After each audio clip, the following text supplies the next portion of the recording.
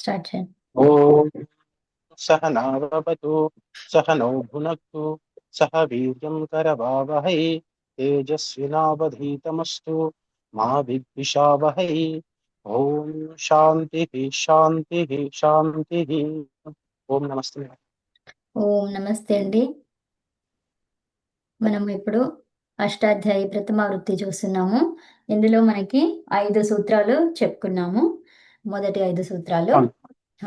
ఏమేమవి? మొదటి సూత్రం ఏంటి?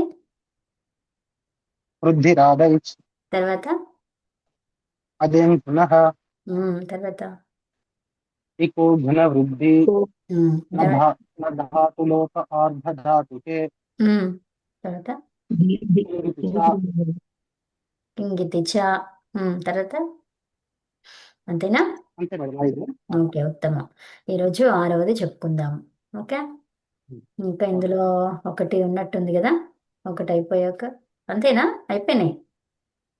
అయిపోయింది మేడం, అయిపోయింది. ఇంత చిన్వంతి అంతవరకు చెప్పేసుకున్నాం కదా. సరే, ఇప్పుడు మేడం మీకు వృత్తి నేను పంపించాను, వచ్చాయి మేడం అది. ఏదని? ఫస్ట్ ఆరో చెప్. సూత్రం ఆరో సూత్రం 7వ సూత్రం పంపించాను మేడం నిన్న మీకు స్కాన్ చేసి. అవునా, నాకు రాలేదు. ఒకసారి చూడండి మేడం ఒకసారి. ఓ, ఇప్పుడు ఒక నిమిషం. వాట్సాప్ నా ఫోన్లో చూస్తా అప్పుడు. ఓ యా, వచ్చినది. ఓకే. Okay, yeah. అయితే ఇక్కడ నేను అది డౌన్లోడ్ చేసుకుంటా. ధీ ధీ వే వీఠాం. అదేమంటుంది?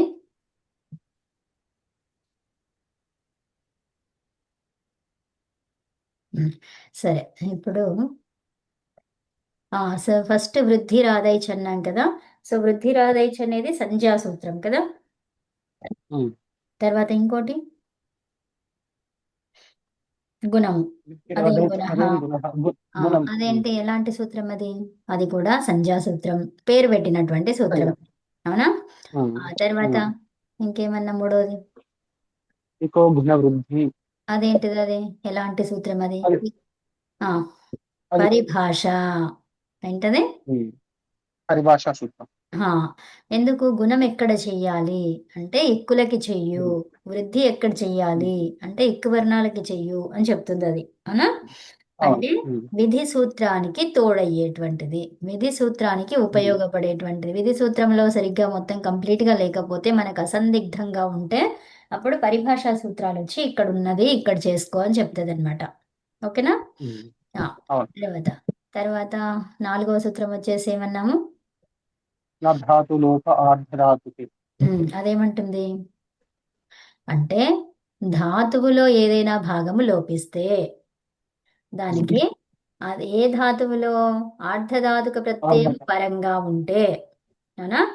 ఈ ధాతువులో ఉన్నటువంటిది, ధాతువులో అంటే ఏంటి? ధాతువు యొక్క భాగం. అవునా?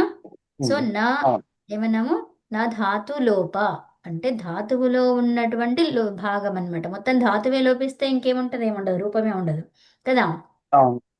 అంటే దాంట్లో ఒక భాగము లోపిస్తే, అప్పుడు అర్ధధాతుక ప్రత్యయము పరంగా ఉంటే, అక్కడ యంగ్ తీసుకున్నాం మనం, ఆ యంగ్కి అచ్ పరంగా ఉంది. అవునా?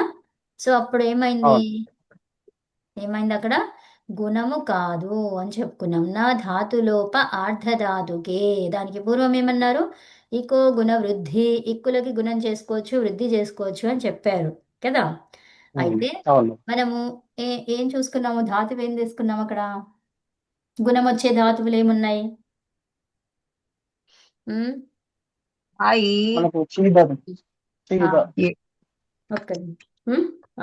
అదే ఈ ఇక్కులు అంటే ఈ ఊరిల్రి కదమ్మా. సో ఇప్పుడు దాంట్లో ఏం చెప్పుకున్నాము? లూయి అనే ధాతువు తీసుకున్నాం. లూయి ఛేదనే. అవునా? సో లూయి ఛేదనేలో ఏం కావాలి? ఆ ధాతువుకి ఏం కావాలి? ఆర్ధధాతుక ప్రత్యయం పరంగా ఉంటే గుణము కావాలి కదా. కానీ అక్కడ ఆ ప్రత్యయం అనేది, యంగ్ ప్రత్యయం అనేది లోపించింది. యంగో చిచ అనే సూత్రం ప్రకారము లోపించింది. లోపించిన తర్వాత దాని పక్కన ఎవరున్నారు? అచ్ ప్రత్యయం ఉంది. ఆ అచ్ ప్రత్యయం ఏంటిది? ఆర్ధధాతుకం అది. కదా. అర్ధధాతుక ఉమ్, ప్రత్యయం పరంగా ఉంటే మనకి ఏంటి, సార్వధాతుక అర్ధధాతుకయోహో అనే సూత్రం చేత దీనికి గుణం ప్రాప్తించింది. కానీ ఉమ్, ఏమైంది, నా ధాతులోప ఆర్ధధాతుకే అర్థం. అనే సూత్రం వచ్చేసి ఏం చేసింది, గుణవృద్ధులను నిషేధించింది. నిషేధం. ఎందుకంటే ఉమ్, ధాతువులో ఒక అవయవము ఒక భాగము లోపిస్తే దానికి గుణవృద్ధులు ఉమ్, నిషేధము అని చెప్పింది అక్కడ. ఉమ్, అవునా. అవును. అది నా ఉమ్, ధాతులోప అర్ధధాతుకి అనేది ఏంటి, గుణవృద్ధులు నిషేధించిన సూత్రం. ఓకేనా. ఉమ్, ఓకే. తర్వాత కింగితి ఛాయ అని చెప్పుకున్నాము. కిత్తు గిత్తులు ఉంటే, కిత్తు గిత్తు పరంగా ఉంటే గకారం ఎత్తైనటువంటిది కూడా కదా, గకారం అవును. ఎత్తైనటువంటిది కకారం ఎత్తైనటువంటిది ఇంకా గకారం ఇంకా ఎత్తైనటువంటిది. ఆ, సో ఉమ్, అలా ఉంటే వాటికి కూడా నిషేధించింది పరంగా ఉంటే. అలాంటి ప్రత్యయాలు పరంగా ఉంటే ఇక్కు వర్ణాలకి గుణము వృద్ధి కాదు అని చెప్పింది. అవునా. ఇది కూడా ఉమ్, నిషేధ సూత్రం. అవును. తర్వాత ఉమ్, ఇప్పుడు ఏమంటున్నారు, దీధి వేవీటాం. ఏమంటున్నారు, ఉమ్. దీధి దీది వేది వేవీతాం. వేవీటాం. అంటే దాన్ని విడదీస్తే మనకు ఎలా వస్తుంది, దీ ధీ, తర్వాత వే వీ. ఇవి ధాతువులు రెండు కూడా. ఉమ్, ఇటాం. ఇటాం అనేది ఎలా ఉంది అది, ఇటాం ఎలా ఉంది చెప్పండి. షష్ఠి షష్ఠి కదా, ఇటహ ఉమ్, ఇటోహ ఇటాం కదా. ఇటాం అంటే షష్ఠిన. షష్ఠి షష్ఠి ఉమ్, కదా, షష్ఠి అంతే అంతే. సో బహువచనం కదా. ఆ, ఇదేంటి ఇదంతా కూడా దీధి, దీది దీధి వేవీటాం ఇదంతా కూడా షష్ఠి బహువచనంలో ఉంది, బహువచనం. ఉత్తమం. సో అప్పుడు ఏమైంది అంటే ఆ ధాతువులలో ఇడాగమము అయితే అప్పుడు, ఇడాగమం అయినప్పుడు ఏంటంట, గుణవృద్ధులు నిషేధం. అర్థమేనా. ఉమ్, ఉమ్, మనము చెప్పుకున్నాము ఏమని, ఇడాగమం అయితే ఒక క్రియ ఉన్నప్పుడు ఇంకో క్రియను చేయడానికి, ఇక్కడ గుణం చేయడానికి వీలు లేదు అని చెప్పేసి చెప్పుకున్నాం మనం చాలాసార్లు కదా. సో అంటే ఏంటి, ఉమ్, ఇడాగమం అయింది, టూ మెనీ యాక్షన్స్ ఇక్కడ జరుగుతున్నాయి కాబట్టి అక్కడ ఆపేయాలి అని చెప్పాను నేను, మీకు గుర్తుందా. అవును మేడం, అవును. సో టూ మెనీ అవి యాక్షన్స్, అవి క్రియలు, ఓకే, అవి జరుగుతూ ఉంటే అప్పుడు ఏం చేయాలి, దాన్ని తీసేయాలి అని చెప్పినాను. అది ఎవరు చెప్పారు, దీధి వేవీటాం అనే సూత్రం చెప్పింది. అర్థమైందా. ఉమ్, అంటే అవును. ఏంటి, దీధి తర్వాత వేవి ఆ రెండు ధాతువులకి, తర్వాత ఇట్, ఉమ్, ఇట్ ఆగమం ఉమ్, వచ్చినటువంటి ధాతువులకి. సో అంటే ఏంటి, ఇక్కడ ఉమ్, ఇడాగమం వస్తుందా రాదా అని చూద్దాము. తర్వాత దీధి అనేది ఉంది కదా, సో దాన్ని, ఉమ్, అది అదాదిగరంలో ఉన్నటువంటి ధాతువులు ఇవి. ఓకే. ఓకే. ఉమ్, అదాదిగరంలో ఉన్నటువంటి ధాతువులు రెండు కూడా. ఓకే. ఉమ్, దీధింగ్ అంటే ప్రకాశితం, దీప్తి దేవనయోహో. ఓకే. తర్వాత ఓకే మేడం. దే- దీప్తి దేవనయోహో అంటే, దీప్తి అంటే ప్రకాశము, దేవనయోహో దేవన అంటే దేవి దేవన అని అంటే అక్కడ ఆడడం అన్నమాట, క్రీడ. క్రీడా విజగేష ఉమ్, అని చాలా ఉన్నాయి దాని అర్థాలు, 11 12 ఉమ్, అర్థాలు ఉన్నాయి. సో అదనమాట. ఉమ్, ఓకే. తర్వాత ఓకే. వేవింగ్ ఉమ్, అంటేనేమో ఆ వేవింగ్ అంటే ఏంటమ్మా, ఏం చూసుకున్నాం మనము. ఏమో గుర్తులేదు. వేవింగ్ నిన్న అదే ఈరోజు పొద్దున్నే చూసుకున్నాం కదా. ఏంటది, ఆ దానికి కూడా 5 6 అర్థాలు ఉన్నాయి. గతి, వ్యాప్తి, ప్రజన, తర్వాత కాంతి, ఆ, గతి అసన, అసన స్వాద్, అసనాలు కరెక్ట్. స్వాదనేషు స్వాద్. అంటే స్వాద్ అంటే ఏంటి, రుచి చూడడం. అసనం అంటే రుచి చూడు. తినడము, స్వాద్ అంటే రుచి చూడడము, గతి అంటే చలనం ఉండడము, చలనం అంటే గత్యర్థకం అంటే ఒక ప్లేస్ నుంచి ఇంకో ప్లేస్కి, వ్యాప్తి వ్యాపించడము, ప్రజనం అంటే పుట్టడం. ఓకేనా. ఈ అర్థాలలో వేవింగ్ అనే ధాతువుని వాడతాము. సో అప్పుడు ఇది గుణవృద్ధులని నిషేధిస్తుంది. అంటే ఈ రెండు ధాతువులకి నిషేధిస్తుంది, మళ్ళీ తర్వాత ఇడాగమము వస్తే కూడా నిషేధింపబడుతుంది అని చెప్తున్నారు. సరే ఈ ఇప్పుడు సూత్రం దగ్గరికి గుణవృద్ధులు వెళ్ళండి. నిషేధం వీటికి. 1 1 6కి వెళ్ళండి. ఏమంటుందో చూడండి.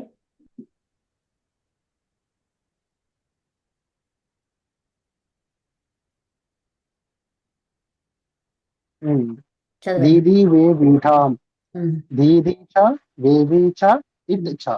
ఉమ్, దీది వేవీతః ఉమ్, తేషాం ఉమ్, దీది వేవీటాం ఉమ్, ఇతరేతరయోగద్వంద్వ సమాసः ఉమ్, అనువృత్తి గుణవృద్ధి న. ఉమ్, అర్థः ఉమ్, దీదిం ఉమ్, దీప్తి దేవనయోः ఉమ్, వేవింగ్ వేతినా తుల్యే ఉమ్, ఛాందసౌ ధాతు ఉమ్, అధాదిగణే ఉమ్, పఠితౌ స్తః ఉమ్, దీదీవేవ్యోः ఉమ్.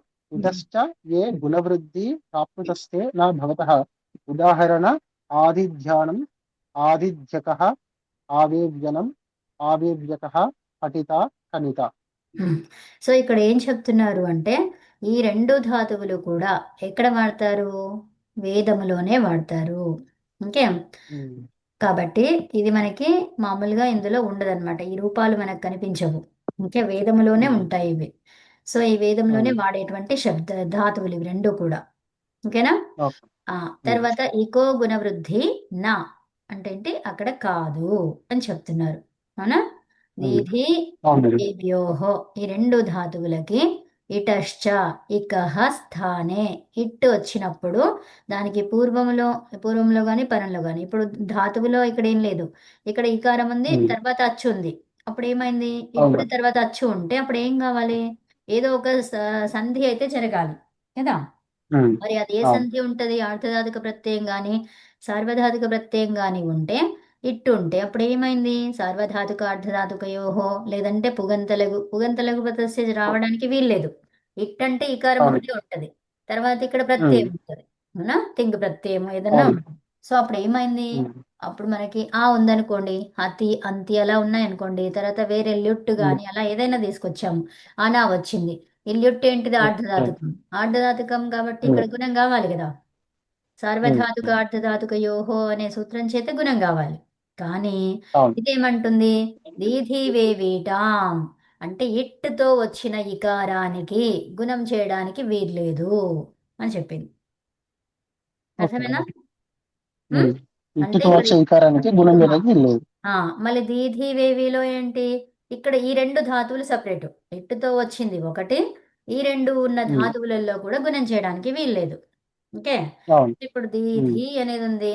ఇప్పుడు మనకి తిప్పు ప్రత్యయం ఉంది. షప్పు లుక్ అయిపోయింది కదా, తిప్పు ప్రత్యయం ఉంది. సో అప్పుడు ఏమైంది? ఉమ్, తిప్పు ఏం చేస్తుంది? సార్వధాతుకం పిత్తది. ఇది గుణం చేయమంటుంది. అవునా? ఉమ్, ఇది అవును. గుణం చెయ్యాలి, అవును. ఏ అని రావాలి. కానీ ఈ సూత్రం ఏం ఉమ్, చెప్పింది? దీధీవే వీటాం గుణ వృద్ధి ఇకో గుణ వృద్ధి నా అని చెప్పింది. ఉమ్, నిషేధిస్తుంది. ఆ అంటే దీనికి రెండు ధాతువులకి గుణవృద్ధులు నిషేధం. దేనికి ఉమ్, గుణవృద్ధులు నిషేధం? ఇక్కు వర్ణాలకు ఇకో గుణ వృద్ధి పరిభాషా సూత్రం. ఉమ్, అవునా? అవును. సో ఉమ్, అలాగనమాట. అర్థమైందా? అర్థమైందండి. ఓకే. సరే, ఇప్పుడు సూత్రం అర్థమైంది. మనం సూత్రం యొక్క ప్రతిపాదన చూద్దాం ఇంకా. ఓకే. Okay madam. ఉమ్. ఎలా ఉపయోగించాము, ఎలా చేసాము అనేది చూద్దాం. ఆదిధ్య ఇప్పుడు ఇది ఆదిధ్యనం. కూడా ఈ ఉమ్. ఇట్ ఇటు ధాతువులే అంటే ఇటు వచ్చే ధాతువులు. ఆ ఇట్టొచ్చేవి ధాతువులు అనమాట. ఇట్టొచ్చే వాటికే అప్పుడు ఇది చేయనివ్వదు కదా. అంటే సేట్ అన్నమాట. ఓకే. ఉత్తమం, సూపర్. ఓకే. సేట్ అయితేనే ఇది సూత్రం పనిచేస్తుంది. అన్నిట్టయితే ఇంక ఇది సూత్రం పని అవసరం లేదు. చేస్తుంది. కరెక్ట్. అవసరం లేదు. అవసరం లేదు. అవును. దీధి వేవి అనే ధాతువులు కాకుండా ఇడాగమము లేనటువంటి ధాతువులకి ఇది పనిచేయదు.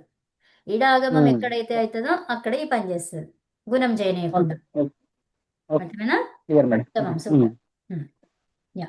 సో ఇదేమన్నారు? ఆదిధ్యయనం. ఏంటది? ఆదిధ్యయనం ఆదిత్యాలు. అంటే अच्छी प्रकार से प्रकाशित होना. అంటే अच्छी प्रकार से అంటే ఏంటి? ప్రకాశితం ఎలాగైనా కావచ్చు. ప్రకాశితం అంటే ఏంటి? పేరు రావడం అన్నమాట. మంచిగా పేరు రావడం. పేరు ఎలా వస్తుంది మరి? చెడ్డగా చేసినా పేరు వస్తుంది, మంచిగా చేసినా పేరు వస్తుంది. మరి అందుకే ఏమన్నారు? అచ్చి ప్రకార్సే ప్రకాశిత్ హోనా. అర్థమేనా? ఉమ్, అవునా కదా. సో మంచిగా పనులు అవును. చేసి, మంచిగా సవ్యంగా చేసి, ఏది చేయాలో అది చేసి ప్రకాశితం అవ్వడం. ఓకే. మంచి ఉమ్, మార్గంలో పెడుతూ మంచి మార్గంలో ప్రకాశించడం. వెళ్తే ప్రకాశితం అవ్వడం. సో అలా అన్నమాట. అందుకే ఆది ధ్యయనం అన్నారు. ఓకే. సో ఆ రూపాన్ని మనం చేసుకోవాలి. ఎలా చేస్తాం? ఓకే. అంటే ఇక్కడ ధాతువు ఏం కనిపిస్తుంది? దీధి అనే ధాతువును ఉపయోగించినట్టు మనకు తెలుస్తుంది. తెలుస్తుందా? ఉమ్, అవును. అది. ఓకే. సో మరి అది ఎలా అయ్యింది ఏంటి చూద్దాం. దీధీంగ్ అనే ధాతువుని తీసుకున్నాం. దీధీంగ్ అంటే ధాతువుని ఏమన్నాం మనము? దీప్తి దేవరయోహో కదా. సో అంటే ఉమ్, దీప్తి అంటే ప్రకాశం అన్నాం. ఇదే ప్రకాశం గురించే ఇక్కడ చెప్తున్నారు. అవునా? ఇక్కడ ఏమొచ్చింది మరి? ఆంగ్ అనేది ఏమొచ్చిందో ఇదంతా చూద్దాం ఇప్పుడు. ఓకే. ఆ, హలంత్యం అది అదేంటి ఉపసర్గ అది. సో అది చూద్దాం, ఇదంతా మనం చెప్పొద్దు కాకుండా ఇది చూద్దాం హలంత్యం. ఇప్పుడు ఇది ఏంటి అసలు దీధింగ్ అనేది ఒక ధాతువు. ఎలా చెప్తాము? ఇంకొక భూవాదయో భూవాదయో ధాతవ. ధాతవః. ధాతవ. ధాతు సంజ్ఞ వచ్చింది దానికి, అవునా? సో ఇది అవును. ధాతువు అని చెప్తున్నాం. అక్కడ నుంచి ఉన్నవన్నీ కూడా ధాతువులు అని చెప్తున్నాం. ఎక్కడి నుంచి? భూని మొదలుకొని. తర్వాత వాదయో అన్నాం. మరి భూవాదయో, వాదయో అంటే ఏంటండి అసలు? శుభ సంకల్పం. ఎక్కడ? ఉమ్, ఆది మధ్య అంతములో అని చెప్పారు, అవునా? ఉమ్, శుభము, అవును. శుభమును చేకూర్చేది అని చెప్పారనమాట. తర్వాత ఆ, సరే, హలంత్యం. తర్వాత తస్య లోపః. ఇప్పుడు అది ధాతువు అని తెలిసిన తర్వాత ఏం కావాలి మనకి? ధాతు అయిన తర్వాత ఏమైంది? ఇత్తు సంజ్ఞలు చూడాలి, అవునా? సో ఉమ్. ఇత్తు సంజ్ఞలు ఏమైనా ఉన్నాయా ఇందులో, ధీంగ్లో? మకారం ఉంది. ఆ, ఎలాగా అది ఇత్తు సంజ్ఞ? నిచ్ ఎలాగా, ఏ సూత్రం చేత? హలంత్యం. హలంత్యం. అప్పుడు ఇత్తని పేరు పెట్టిన దాన్ని ఏం చేయమన్నారు? లోప తస్య లోపః. లోపల దానికి లోపం చెయ్యు. దానికి అంటే దేనికి? ఇత్తని పేరు పెట్టావు చూడు, దానికి అని అర్థం కదా. దానికి లోపం అవును. చెయ్యు. ఆ, తర్వాత అయిపోయింది అది. ఇంకా ఏమన్నాము? దీధి. ఇప్పుడు మిగిలింది మనకు, అవునా? ఉమ్, ఉమ్, అవును. తర్వాత ఏమైంది అది? అది ధాతు యొక్క అధికారంలో కొన్ని ప్రత్యయాలు ఉన్నాయి. అంటే దీధి అంటే సరిపోదు, ఇంకా ఏమైనా ప్రత్యయాలు రావాలి ఇక్కడ కదా. సో ఆ అవును. ప్రత్యయాలు అవును. రావాలంటే దానికి కావలసిన ప్రత్యయాలు, ఈ రూపానికి కావలసిన ప్రత్యయాలు ఎక్కడున్నాయంట? ధాతోహో, ధాతు యొక్క అధికారంలో ఉన్నాయి. అర్థమైందా? ఉమ్, ధాతోహో అనే అధికార సూత్రములో ఏమున్నాయి? అదొక అధికార సూత్రం. దాంట్లో ఎవరున్నారు? ఉమ్, ల్యుట్ ఛ. అంటే 3:1 నుంచి ఈ ధాతు అధికారం ఎక్కడి నుంచి ఎక్కడి వరకు? మూడో అధ్యాయం నుంచి మూడో అధ్యాయం ఎండ్ వరకు, అవునా? ఉమ్. సో మూడో అధ్యాయం ఎండ్ అంటే ఏంటి? 3 వస్తుందా మరి? వస్తుంది. నాలుగో వస్తుంది. పాదం ఎండ్ కదా. ఉమ్, హా, సో అవును. కాబట్టి ల్యుట్ ఛ ఆ సూత్రం ద్వారా మనకి కావలసిన రూపము ఇది వస్తుందన్నమాట. అర్థమైందా? ఉమ్, ఓకే. ఉమ్, లిట్ ఛ ఏమంటుంది? ఛ అన్నాం ఇక్కడ, అవునా? అంటే దానితో ఉమ్, పాటు ఇంకేముంది? నువ్వుల్, నువ్వులు కాదు, ఇంకేముంది? అది లిట్ ఛ ఇంకోటి ఏదో ఉంది అనమాట. ఓకే. ఉమ్, సో లిట్ ఉమ్, ఉంటే కూడా ఇలా అవుతుంది, ఇలా చెయ్యొచ్చు అని చెప్తున్నారు. ఓకే. సో లిట్ ఛ. ఓకే. తర్వాత ఏమన్నారు? ఆ లిట్ అనేది ఏంటిది? అది ఒక ప్రత్యయము. ఏంటది? ఉమ్, ఓకే. ఒక ప్రత్యయం. ఎవరు చెప్పారు ప్రత్యయం అని? ప్రత్యయః మ్మ్. అయితే మరి అది ప్రత్యయం అయితే దాని స్థానం ఎక్కడా? పరశ్చ. పరశ్చ పరశ్చ, పరంగా ఉంటుంది అని చెప్పుకున్నాం. ఉమ్, తర్వాత అయితే ఇప్పుడు ఏమైంది మనకు? దీధి ల్యుట్ వచ్చింది, అవునా? తర్వాత ఉమ్, ఇంకా ఏమంటున్నారు దాని తర్వాత? నెక్స్ట్ స్టెప్లో ప్రాదయ ఉపసర్గాః క్రియాయోగే. ఎందుకు? ఇక్కడ చూడండి, ఇక్కడ మనకి ఆ అనేది కనిపిస్తుంది, అవునా? ఉమ్, అవును. అంటే అక్కడ ఏదో ఎక్స్ట్రా వచ్చింది, దాన్ని ఏమంటాము? ఉమ్, అవి జనరల్గా ఉన్న వాటిని విడిగా ఉంటే ప్రాదులు అంటాం. ఓకే, ఉమ్, ప్రాదయ. ఏమంటాం దాన్ని? ప్రాదయ. ప్రాదయ. ఓకే, ప్రాదయ అంటే ఏంటి? జస్ట్ ప్రా, అపర, ప్రపర, అపసం అని చెప్పేసి మనం చెప్పుకున్నాం. ప్రా అన్నమాట, జస్ట్ ప్రా. ఓకే. ఉమ్, తర్వాత ఉమ్, ప్ర, ఓకే. పర, అట్లా అపర. అలా ఎన్ని ఉన్నాయి మొత్తం ప్రాదులు? 22. ఓకే. 22. 22 ప్రాదులు ఉన్నాయన్నమాట. సో ఆ 22 ప్రాదులు ఉపసర్గాహ, ఉపసర్గలు అని చెప్తున్నారు. అంటే ప్రాదులకి ఏమని పేరు వచ్చింది? ఉపసర్గాహ, ఉపసర్గలు అని పేరు వచ్చింది. ఎప్పుడొచ్చింది? క్రియాయోగే, అంటే క్రియతో కలిసినప్పుడు. అర్థమేనా? ఉమ్, ఈ ఉమ్. ప్రాదులకు ఏమని పేరు వచ్చింది? ఉపసర్గలు. క్రియతో కలిసిన ఉపసర్గ అని పేరు వచ్చింది. ఎందుకు? ఉమ్, క్రియాయోగములో ఉన్నప్పుడు. మరి ప్రాదులు వస్తాయి క్రియాయోగముతోనే. అర్థమైనా? క్రియాయోగే అవును. ప్రాదయ ఉపసర్గా భవంతి. ఆ ప్రాదులనేవి క్రియాయోగములో ఉన్నప్పుడు ఉపసర్గలు అని పేరు.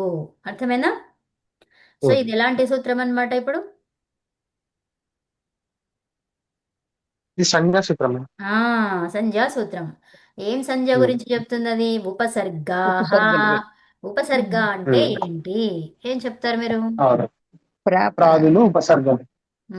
మొత్తం చెప్పాలి ఇది. చెప్పాలి, ఉపసర్గలని చెప్పనా? ఆహా, కలదు ఇది కదా. సూత్రం చెప్పండి అమ్మా. ప్రాదయ ఉపసర్గ ప్రాదయ ప్రా మొదలుకొని ఉపసర్గాః క్రియాయోగే. ఉపసర్గలన్నీ 22. ఒక్క నిమిషం, అది కాదమ్మా, ఇది అడుగుతున్నా, సూత్రం అడుగుతున్నా. ప్రాదయ ఉపసర్గాః క్రియాయోగే. ఉపసర్గ అంటే ఏంటి అంటే క్రియాయోగములో ఉపయోగించినటువంటి ప్రాదులకు ఉపసర్గలు అని పేరు. ఓకేనా? క్రియలకి ఉపయోగించే వాటిని ఉపసర్గ, ప్రా మొదలుకొని ఉన్న వాటిని ఉపసర్గలు అంటాం, అంతే కదా.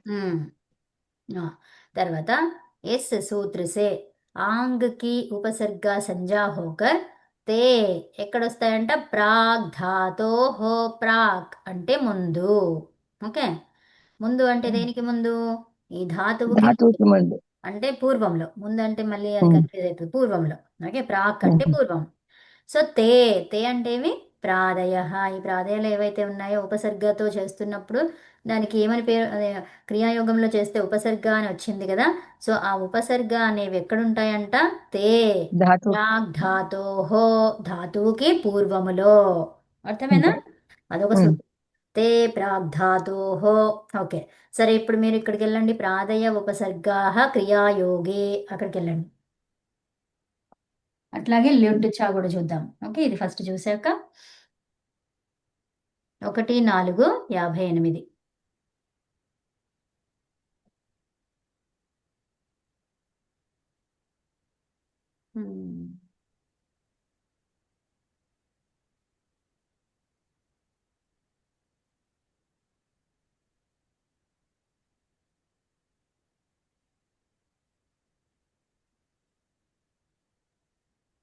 ప్రాదయ ఉపసర్గాः క్రియాయోగే. ప్రాదయः ఉపసర్గాः క్రియాయోగే. प्रा आधिर्येषां ते प्रादयः बहुव्रीहिः क्रियया योगः क्रियायोगः. तस्मिन् तृतीयात् तत्पुरुषः अनुवृत्ति असत्त्वे निपाताः. अर्थः असत्त्ववाचिनः प्रादयो निपातसंज्ञका भवन्ति. ते च प्रादयः क्रियायोगे उपसर्गसंज्ञकाश्च भवन्ति. उदाहरण प्रा परा अप सम् अनु अव निस् निर् जुस् दुर् वि आङ् नि अधि अपि अति सु उत अभि प्रति परि उप. क्रियायोगे प्रणयति परिणयति ప్రణాయకః. సో ఏమంటున్నారు ఇక్కడ? వీటికి నిపాత సంజ్ఞ కూడా ఉంది. ప్రాదులకు ఏమన్నారంట? నిపాత సంజ్ఞ కూడా ఉంది. ప్రాదిగణములో ప్రాదిగణమే పఠిత శబ్దంకి నిపాత సంజ్ఞ హోతీ హై. ప్రాదిగణంలో మరి ఏమేమి ఉన్నాయి? ఈ 22 ఉన్నాయన్నమాట. ఓకే, సో 22 ఏవైతే ఉన్నాయో వాటికి నిపాత సంజ్ఞ అని కూడా, నిపాతం అని కూడా పేరు. అలాగే క్రియాయోగములో, ఓకే, క్రియాయోగములో అయితే క్రియలో ఉపయోగిస్తే అప్పుడు దానికి ఏమని పేరు? ఉపసర్గ అని పేరు. ఓకే, అంటే నిపాతము ఉపసర్గ 2 పేర్లు వీటికేనమ్మా? అవునమ్మా, 2 పేర్లు ఉన్నాయన్నమాట. 2 పేర్లు ఉన్నాయి. ఓకేనా?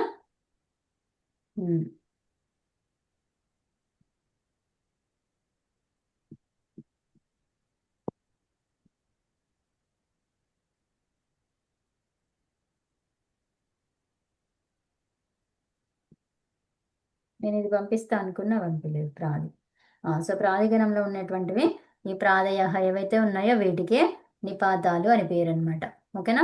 ఈ 22కు నిపాతాలు అని కూడా పేరు. ఉపసర్గ అని ఎప్పుడు అన్నాము? క్రియాయోగంలో అయితే అన్నాము. అవునా? మరి నిపాతం అని ఎప్పుడు అంటాము? అంటే ప్రాదిగణంలో ఉన్నటువంటి శబ్దాలకి నిపాత సంజ్ఞ ఉంటుంది. ఓకేనా? అంటే ఆ 22కే నిపాతాలు అని కూడా అంటారనమాట. ఓకే, తర్వాత ల్యుట్ తీసుకురండి. ల్యుట్ ఎక్కడుంది? ల్యుట్ చా ఒక 3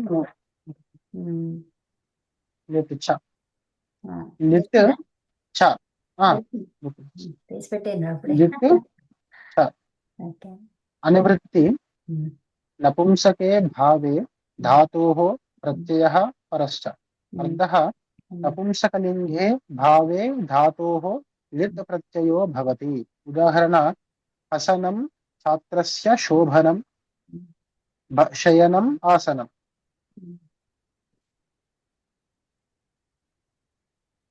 ఎంత 125 అవును మేడం. 115 మేడం. 115 3 115. ఏదో వెళ్ళిపోయినట్టుంది. అదే ఓకే పరోక్ష లిట్ ఉందండి 3 కదా ఓకే ఓకే అవును 3 అవును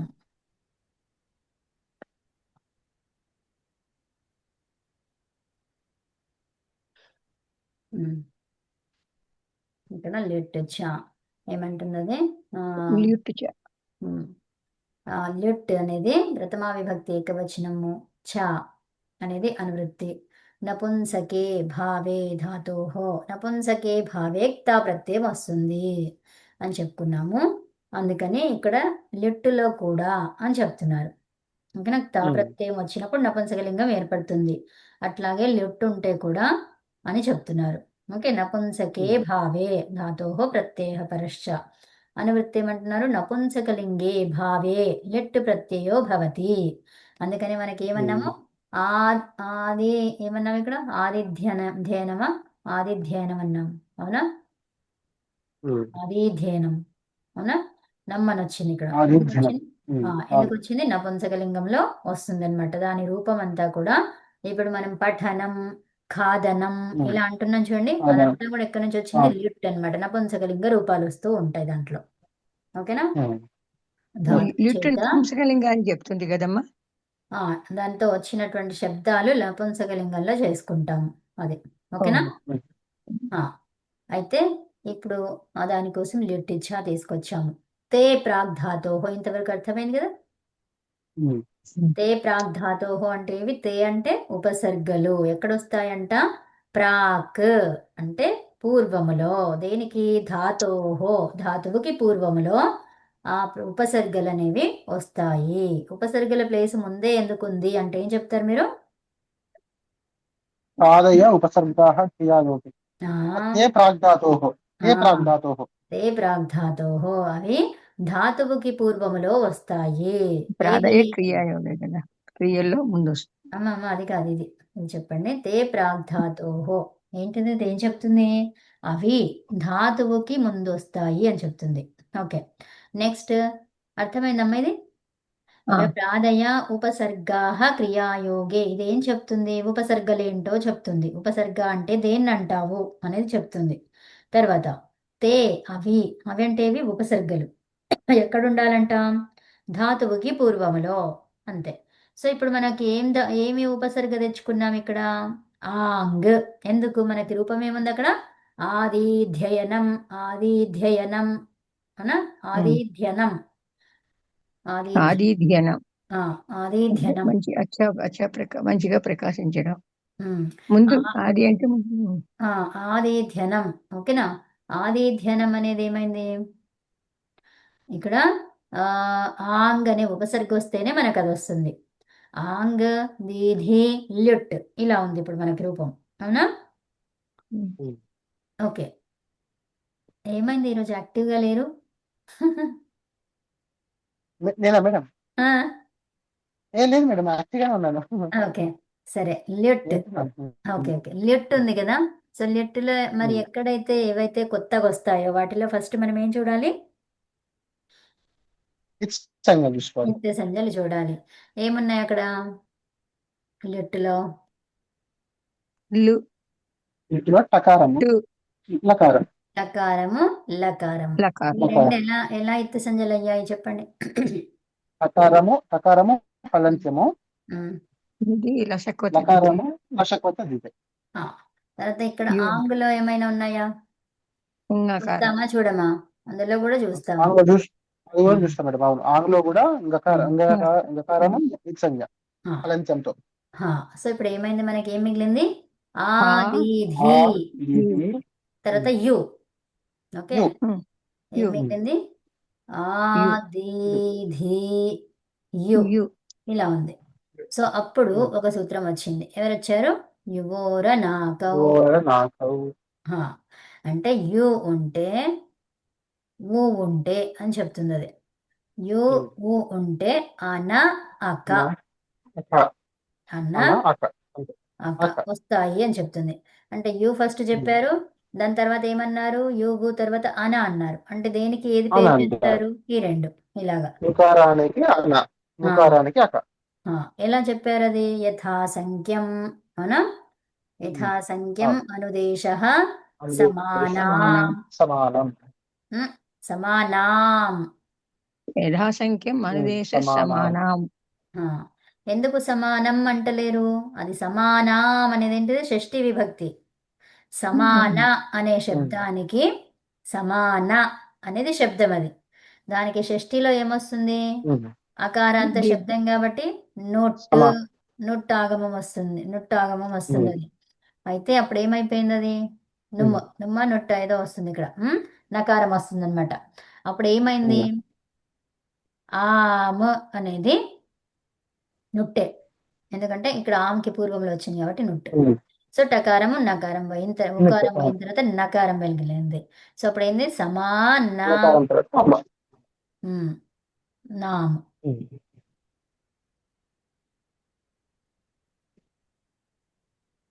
ఉమ్, రెండు సార్లు అయ్యింది అది.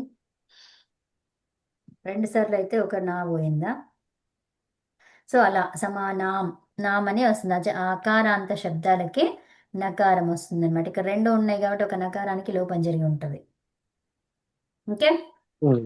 ఆ, తర్వాత ఓకే. ఏమైంది ఇప్పుడు? అలా చేసిన తర్వాత అలైన్ చేసిన తర్వాత యూకి మనకు అన అనేది లభించింది. సో అప్పుడు ఏమైంది? అది ఆదిధి అన ఇలా వచ్చింది. అయితే ఇప్పుడు ఏమైంది? ఇక్కడ ఉమ్. ఈ ఉంది, ఇక్కడ ఆ ఉంది. ఉందా? అక్కడ ఏం జరగాలి? అవును మేడం. రెండు అచ్చులు పక్క పక్కన ఉంటే ఏం జరగాలి? ఏచోయ అమ్మ ఏం జరగాలి? కార్యం ఏం కావాలి? సంధి. సంధి సంధి జరగాలి. జరిగింది. సంధి కార్యం మేడం. ఒకటే విషయం చెప్పండి మీరు ఫస్ట్, ఓకేనా? ఏమైతుంది? ఉమ్. సంధి జరగాలి. సంధి అది ఏ సంధి జరగాలి. అనేది తర్వాత చూద్దాం. ఫస్ట్ ఏం కావాలో గమనించండి. సో హల్లు హల్లు ఉంటే సంధి, అచ్చు అచ్చు ఉంటే సంధి. ఓకేనా? మిగతా వేరేవి ఏమున్నా కూడా సంధులు అవును. జరగవు. ఓకే, ఆ విషయాన్ని గమనించండి. అవును. సో ఈ ఉంది ఆ ఉంది అంటే ఏంటి? రెండు అచ్చులు పక్క పక్కన ఉన్నాయి కాబట్టి సంధి జరగాలి. అయితే ఇప్పుడు ఈ సంధి ఎలాంటిది జరగాలి? ఇక్కు వర్ణాలకి ఏమొచ్చింది అక్కడ? ఇక్కడ ఆర్ధధాతుక ప్రత్యయం వచ్చింది. ఏమొచ్చింది? ఉమ్. ఆర్ధధాతుక ప్రత్యయం. మరి ఆర్ధధాతుక ప్రత్యయం వస్తే దీనికి ఏం కావాలి? అంటే అన అనేది అర్ధధాతుక గుణం. ప్రత్యయమా? వచ్చి ఏం కావాలి? గుణం కావాలి. గుణం.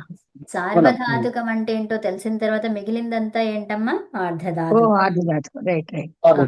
సో ఇప్పుడు అర్థమైనది ఏంటనేది? ప్రత్యయాలు రెండే రకాలు, సార్వధాతుకమా అర్ధధాతుకమా అంతే. మొత్తం ఈ స్టోరీ అంటే మొత్తంలో ఇప్పుడు 4 లిట్ అనేది అర్ధధాతుకమానా? అంతే కదమ్మా, రైట్. కదా? సో ఇప్పుడు ఏంటి? తింగ్ షిత్ అన్నాం. షిత్ కాదు, అది తింగ్ కాదు. మిగిలింది ఏంటి?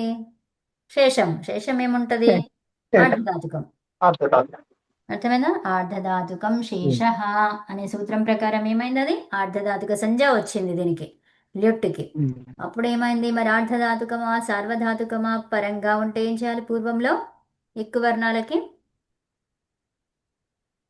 గుణం. గుణం గుణం. కావాలి. అప్పుడు మన సూత్రం ఎవరు చెప్పారు? దీధి అనే ధాతువుతో చేస్తున్నావా నువ్వు? అయితే ఆపేసేయి అని చెప్తుంది అది. అవునా? ఏమంటుంది? అవును. దీధి ధాతువుని వాడుతున్నావా, ఇంకా గుణం చేయడానికి నీకు వీలు లేదు అని చెప్తుంది అది, కదా? అవును. అవును. అవునా? దీధివే వీటాం నా ఇక్ గుణ వృద్ధి నా అని చెప్తుంది. ఇక్ వర్ణాలకి గుణ వృద్ధి నా అని చెప్తుంది, కదా? చెయ్యకూడదు అంటుంది. సో కాబట్టి ఏం చేస్తాం అక్కడ? అది అలాగే ఉంచేస్తాం. అయిపోయింది. ఇప్పుడు ఏం చేయాలి మరి? ఏం చేయాలంటే ఇంకెవరు వస్తారు ఇక? అచిష్ణు అంటే ఇకో ఎనచి. ఇకో ఎనచి ఏం చెప్తుంది మరి? ఇక్కు వర్ణాలకి అవునా అచ్చు పరమైతే ఇకో ఎనచి చేసుకో అని చెప్పింది. అయితే మరి ఇప్పుడు ఇది ప్రాప్తిస్తుంది. మరి ఇది చేద్దామా అంటే ఇక్కడ ఎన్ని ఉన్నాయి? అనేకాచ్ ఉంది. ఏముంది అక్కడ? అంగంలో అనేకాచ్ ఉంది. అనేకాచ్ ఉంటే ఇకో ఎనచి పని చేయదు. అవునా? సో అవును. మామూలుగా ఉన్నప్పుడు ఉమ్. పనిచేస్తుంది. ఎప్పుడు ఇకో అంటే అనేకాచ్ ఉన్నప్పుడు ఇలా చెయ్యు అనే సూత్రమే రచించకపోతే అప్పుడు ఈకో ఎనర్జీ ఉమ్. పనిచేసేది కదా. అవును. ఇప్పుడు అనేకాచ్ ఉంటే ఉమ్. వేరే సూత్రం వచ్చింది. ఓకే. అవును. సో అప్పుడు ఏం ఉమ్. చేయాలి?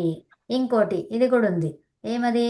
అచి. అచి అంటే ఇక్కడ అచ్చు పరంగా ఉంటే కదా, అచ్చు పరంగా ఉన్నది. తర్వాత ఉమ్. ధాతువు అయితే ఇది ధాతువే, అవునా? అచి. ఉమ్. అచి పరంగా ఉంటే ఇది ధాతువు అయితే ఎవరు వస్తారు? ఇయంగు ఉవంగు రావాలి. ఏం రావాలి? ఇకారం ఉమ్. ఉంటే ఇయంగు రావాలి, ఉకారం ఉంటే అవును. ఉవంగు రావాలి. వంగడం. ఉమ్. ఓకే. సో ఇక్కడ మనకి ఈ ధాతువు అని చెప్పారే గాని ఎన్ని అచ్చులు ఉంటే ఆ ధాతువులు అని చెప్పలేదు. చెప్పారా? ఉమ్. ఇది కూడా చెప్పదు కొంచెము మేడం. ఎక్కువ తక్కువలుగానే ఉన్నట్టుగా ఉంది. ఇంకో సూత్రం వచ్చింది. అనేకాచు ఉంటే ఏమన్నది అది? ఉమ్. ధాతువులో అక్కడ అంగంలో అనేకాచు ఉంటే అని చెప్పింది అది. ఉమ్. ఉమ్. ఓకే. అనేకాచు ఉంటే ఏం చేయాలంట? ఉం? అసంయోగ పూర్వస్య. ఇక్కడ అసంయోగము ఉంటే ఇప్పుడు ఈకారం ఉమ్. ఉంది. ఈకారానికి పూర్వం ఏముంది? ధా ఉంది, అవునా? అవును. అవును మేడం. తర్వాత దీనికి పూర్వం ఏముంది? ద. తర్వాత ఈ ఇలా ఉంది, ఉమ్. అవునా? అంటే ఇక్కడ సంయోగం అవును. ఉందా? లేదు. సంయోగం కూడా లేదు. అంటే ఇది ఇంకా లేదు. పర్టికులర్ గా చెప్పింది. వేరే సూత్రం ఏం ఉమ్. చెప్పింది? ఇంకా పర్టికులర్ గా చెప్పింది. ఏమని? అనేకాచు ఉంటే సంయోగము లేకపోతే అప్పుడు నన్ను వాడుకో అని ఉమ్. చెప్పింది అది. అర్థమైనా? ఓకే. ఇది క్లియర్ గా ఉమ్. చెప్పింది కాబట్టి దీన్ని తీసుకుంటామా, లేకపోతే ఇకో ఎనచిని తీసుకుంటామా, అచిష్ణు ధాతు భ్రువం యోర్ వంగు యంగు వంగవు తీసుకుంటామా? అవును మేడం. అచిష్ణు జ్వాపు అదే తీసుకుంటాను మేడం. అదేం చెప్పింది? అది ధాతువు ఉంటే చాలండి, అంతే. ఇంకో సూత్రం ఏం చెప్పింది? ఏరనేకాచు అనేది అది అసంయోగమైతే, అనేకాచు ఉండి అసంయోగమైతే అచ్చుపరంగా ఉంటే నన్ను తీసుకో అని చెప్పింది అది. ఆ, మనకి ఏ ఓకే. Condition okay. ఓకే ఏం మేడం. సూట్ అవుతుంది ఇప్పుడు? ఎర్నేకాచో తీసుకోవచ్చు అది అప్పుడు. ఇది ఆ, తీసుకోవచ్చు మేడం. ఎందుకంటే అంతే అక్కడ సూపర్. ఏం ఖర్చు లేదు కాబట్టి. ఉమ్. అది అనేకాచ్. ఏరనేకాచ్ అంటే ఏంటి? ఏహే ఉమ్. అనేకాచ్. ఏహే అనే అంటే ఖర్చు ఏంటిది? అంతే. ఏహే అంటే ఏంటి? ఇకారము. ఇకారానికి కారం. ఆదేశం ఇది. అర్థమైందా? ఉమ్.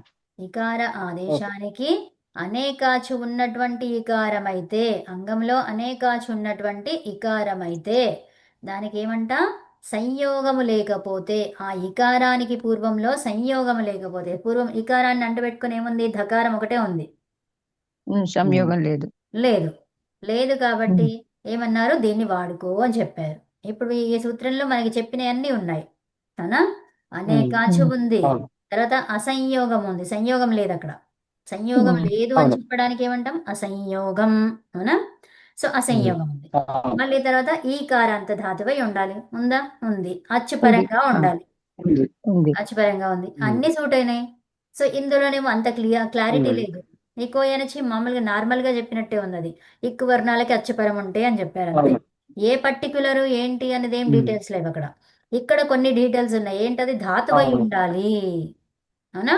అది ధాతువై ఉండాలి అంతే. ఉమ్. ధాతువులో ఎన్ని అక్షరాలు అవును. ఏంటి ఏం లేదు, ఎన్ని అచ్చులు ఉండాలి ఏం లేదు.